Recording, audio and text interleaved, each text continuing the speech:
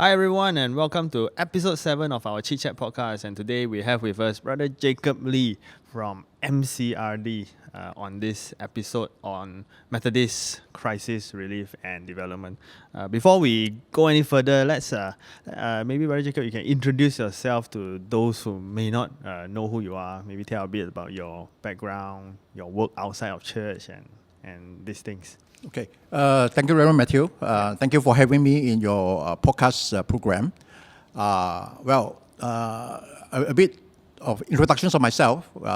In the business sector, I'm a business owner, basically a manufacturer for air conditioning stuff. And then in the NGO, in the business NGO, I'm the Vice President of Federations of Malaysian Manufacturers. And I'm also the World Vision Malaysia Board Chairman. Sitting also in the governance board of Methodist College KL. In my church responsibilities, I'm the lay leader for Mega Chinese Methodist Church and also the mission committee chairman. Yep. And I started Methodist Crisis Relief and Development, in short MCRD, 7 years ago. Yep. So I think this is a brief introduction. Very rich portfolio. Thank you. Very rich portfolio. Sounds a bit arrogant. No. I mean, we need more capable people to serve and to move the church forward. And I think it's wonderful that a person with such a such a comprehensive portfolio is willing to do something like MCRD, which has, I think, benefited and helped so many people. But maybe you can share a little bit, how was MCRD birthed? You said 7 years ago it started, but how was it birthed?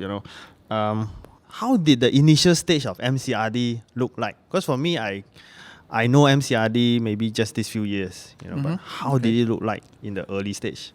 Well, I remember 7 years ago, or close to 8 years, during one of that year, the Christmas, I think the Christmas evening, I received a WhatsApp message from a young man, and he said, in the WhatsApp message, he said, lay leader, there's a serious flood in Kota Baru. Can the church help?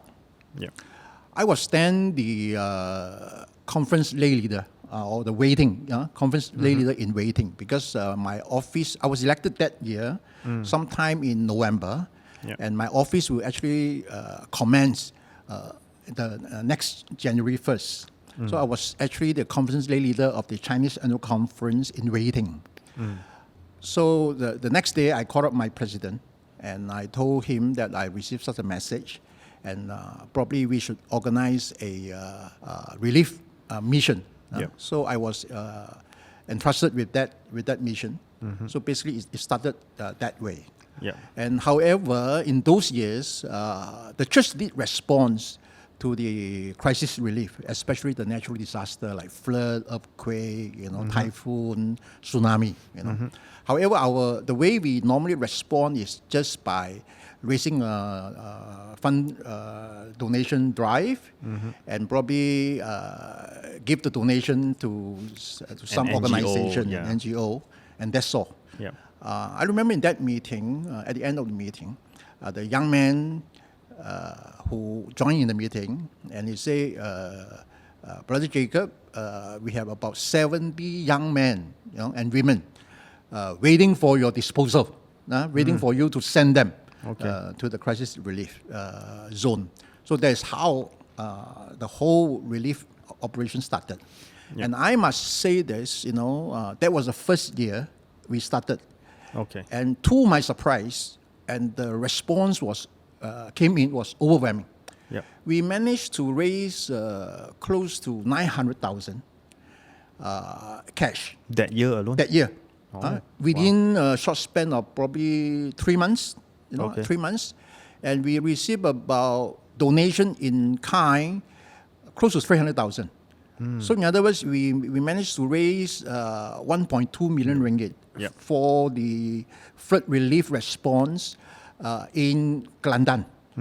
And we mobilized about 1,000 people, volunteers, to join in the operation. So it was how MCRD, to me, it's a miracle. I didn't know the first really response. We can get such an overwhelming response from our brothers and sisters, and also the people in the right yard. Yeah. This 1,000 volunteers, it was all from churches all over West Malaysia? Well, there are many Sarawakians and Sabahan students studying in Malaysia. We have some of these people from that part. Even though our operation center is in Kuala Lumpur, we have people from the north, like as far as remember is from Taiping and Penang. We have also people from Johor Bahru who came all the way to Kuala Lumpur to go to the crisis zone together with us. We do have some non-believers, even though it's a Christian, it's a faith-based relief initiative. We do have some other people from other religions or other Christian from other denominations who join us. Yeah. And this MCRD from the very first time it was birthed because of that flood, then it slowly formalized into a very well-organized organization nowadays, right? Yeah. I think it's also listed as one of the relief NGOs in Malaysia, if I'm not wrong, right? Yeah, we are one of the 500 so-called relief NGO listed by NADMA. NADMA, which is a national disaster relief organization set up by the government and parked under the Prime Minister Department. I see. So we have very close connection and engagement with NADMA. Yeah. I see. Wow. Maybe you can also tell us what are some of the most memorable or the most meaningful, relief work that you've done with MCRD. Because I believe MCRD is not just local, but it's also international. Yeah. I think there was a report by Bank of Asia about 5 years ago that state Asia is the continent that has been mostly affected by natural disaster. And so that's true, Every year we see there are natural disaster in Bangladesh, in Pakistan, in Nepal. Yeah.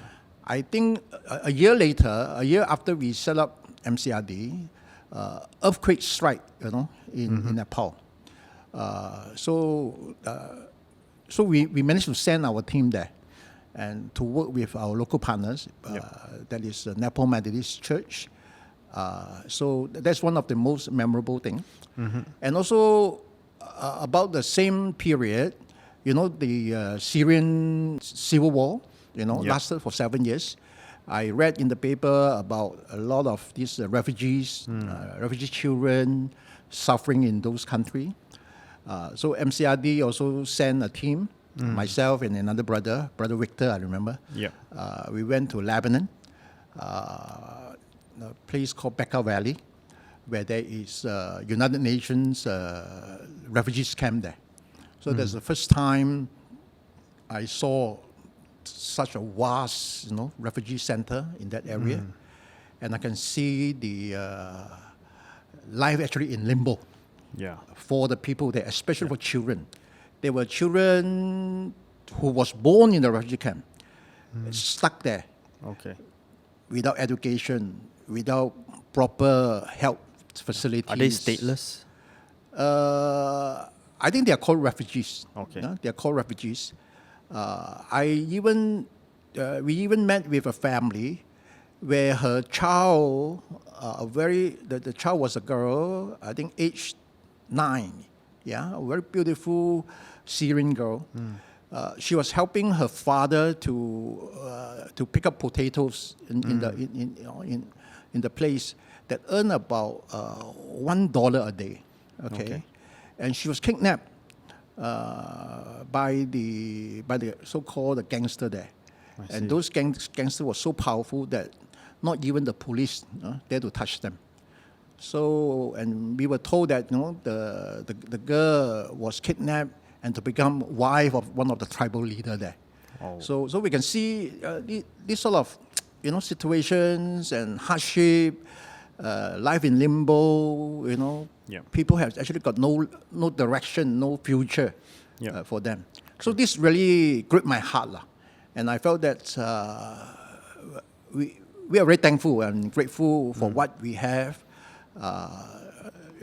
Yeah. Living in a free country. Yeah. And I think we should do more.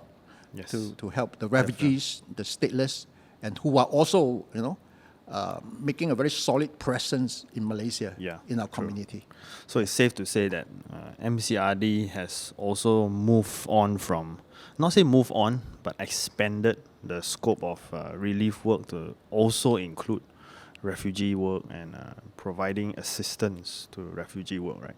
Yeah, I must say that during the pandemic time, I think we were helping a lot of the refugees and also the refugees women, who need money for delivering their babies. So I think we have probably, we call 100 MCRD babies. Yeah. Because we help them to pay the medical hospital bills, bills, So we also help in their education. Yeah. And the stateless people as well. Yeah. So I think the real good benefit of MCRD becoming so organized is the ability to not just help people short term, but also provide long term aid in terms of financial aid for education and also other kind of long term aid. I think that's really really good. But I'm also sure that with such a relief organization, there are challenges. What are some of the challenges you think you have faced so far, or are still continuing to face? Well, I think the challenges is real. For the year 2019 up to now, I think the relief work has never stopped since the outbreak of the pandemic. Yeah. So I must say my team of co-workers, they are exhausted. Yep. The needs are just too much and too many. We have to actually work every day. And that sort of things. That's one thing. Yeah. The other thing is, in general, it is the sustainability and continuity of this crisis relief. We have a lot of volunteers, a lot of young volunteers.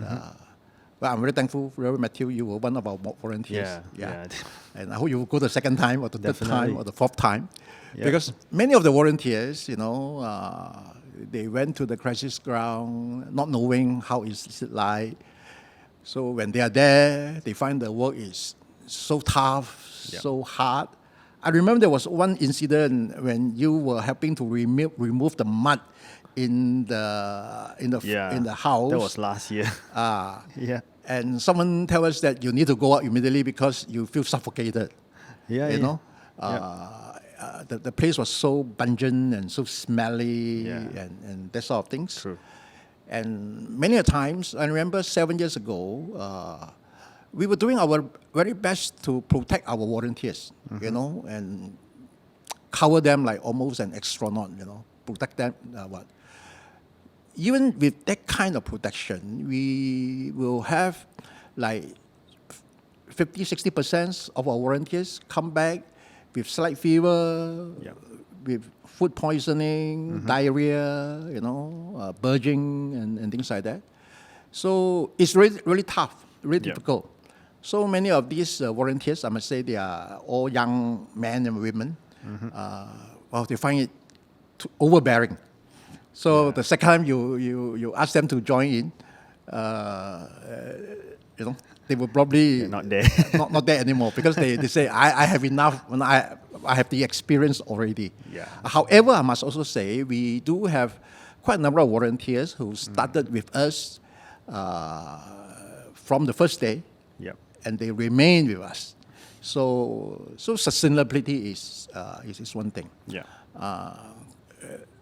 disaster relief needs a lot of funding. Yes. Needs a lot of funding. And in time where economy is a bit difficult, we see a lot of uncertainty. So fundraising is also another challenge. Yeah. Okay. The other challenge is on equipping our volunteers. I still remember when we first sent our volunteers to Nepal after the earthquake. Our volunteers were rejected I see.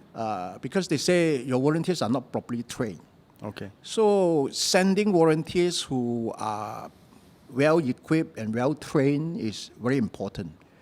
This is number one for their safety and not to burden other relief organizations Yep. on the ground. Yeah, these are some of the difficulties that we face. When you talk about training, like what sort of training were they required to go through, or what sort of training MCRD provides for those who plan to volunteer or join? Well, we have training like very simple. How to protect yourself in the crisis zone. Okay, what to expect in the relief mission, and we talk about crisis preparedness, crisis prevention, and also the recovery work. We also, another very important subject in our training is on how do we carry out distribution. I see. Distributions of aids. You know, Okay. I had one experience when I was in Palu, Sulawesi. Yeah. That was about 4 or 5 years ago, when there was this tsunami. Okay, the whole village was destroyed. In fact, not only one village, the area there. I think if we travel, it would be about 10 meters. And those houses near the shore were all demolished. Yeah. Okay, we went to one village to do assessment. There was about 350 families. So the next day we sent our relief aids there. We have about 500, because we have 350, then we prepare about 500 set of relief items. We thought that should be sufficient, because there will be always some people who have not registered with you and who have come and claim, and ask for help. I remember at the end of the distribution, I think another village heard that we are doing distribution there. In that incident, all the villagers, they lost everything. They left with nothing. So they were actually very desperate for relief aids. Yeah. So the next village also rushed to us. And there were about another 300 old people came. But we have only another 100 or more relief item left. Okay. So that created a lot of havoc, a lot of very chaotic, they were shouting and yelling and wanting to that, and even almost resort to violence. Yeah. So how do we handle that kind of situation is important. How do we carry out distribution to minimize this? And how do we avoid, we call it toxic charity. Yeah. There are some charity that will probably create jealousness, create, tension in the community. Okay. So these are some of the things that we talk, that we train, and in the areas that we serve are mostly religiously very sensitive area. I see. So how do we actually carry out humanitarian work? The humanitarian concept is very important in relief work. Yeah, that's right. And I think MCRD, it looks like MCRD never stops working. As you say, disasters are, in the recent time especially, we see more and more natural disasters and more wars that, cause more people to be displaced. Are there still a lot of ongoing projects right now for MCRD? Yes. Well, as you all know, about 6 months ago, Sri Lanka was declared kind of bankrupt. Yep. Okay. So a lot of children are without food. So we are working with World Vision Sri Lanka. We are helping about 1,400 children for 6 months of the food program that is ongoing on the ground in Sri Lanka. Recently, there is a very serious flood in Pakistan, where 1/3 of the country was in water, Yep. and about 33 million people were displaced. 2,500 hospitals were also destroyed. And even our team of volunteers just went a month ago. We were even told that many of the places are still underwater. I see. And they destroy in the Sindh area, in the province called Sindh province, SINDH. Okay. They produce about 80% of the rice in Pakistan. And many of these crops were destroyed. Were destroyed. So as you all know, Pakistan is already a country which is economically quite poor. Yep. So with this disaster, many of the people live in an uncovered tent. We have one project because of the water. There's a lot of waterborne disease, a lot of what's called dengue. So we give them mosquito net for people to sleep at night, so that they are protected from this mosquito. And some of these people who took the mosquito net not to cover themselves, but to cover their livestock. Wow. Because the livestock is their only property. I see. So you can see that, so we are now doing a fundraising drive Yep. for the Pakistani flood relief. So these are some of the ongoing jobs currently on the ground. Yeah. I can imagine for an MCRD staff, a day in their life would be, to look at the news, to see what's going on, and then to immediately tackle the problem, how to provide aid, meet with, I think, those who are involved, and even traveling. That's a lot of work in a day, right? Well, I'm thankful. For the last 7 years, we managed to set up 12 local coordination centers.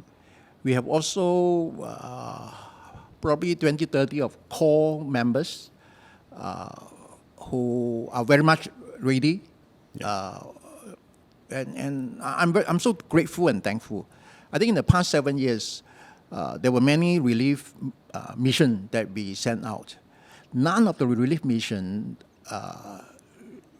was without, responses. Yep. So many of the requirements, the needs for volunteers were all filled up. So I'm very thankful. I think Malaysians generally, they're very passionate people. Yeah. They have compassion, they have love, they're very generous. So that's something that we are so thankful. Yeah, that's right.